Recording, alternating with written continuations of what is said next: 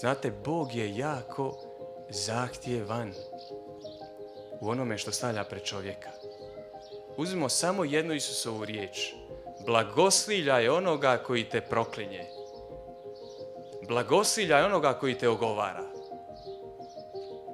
Samo da to radim, kako je zahtjevno. Ako te netko bez razloga ogovara, u obitelji, na poslu, ne znam gdje, ajde ga blagosiljaj. Jedan maleni zahtjev. Da ne govorimo koliko nam je Isus digao letvicu visoko da nas poziva da ljubimo i neprijatelje. Kako je to teško.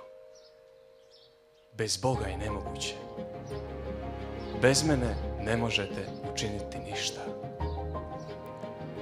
Zato volim reći da mi Isusa ne slijedimo hodajući, nego na koljenima puzajući. Molitvom će čovjek sebi pribaviti ono što ne može s ničim drugim. Jako je važno moliti, na koljenima biti. Majka Elvira, osnivačica zajednice Čenakolo, je rekla: ako želiš u životu čvrsto stajati na nogama, nauči se stajati na koljenima.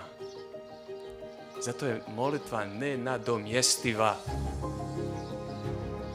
Nemoguće je zamijeniti. Ono što Bog po molitvi ulijeva u ljudsko srce, po ničem drugom nećemo dobiti.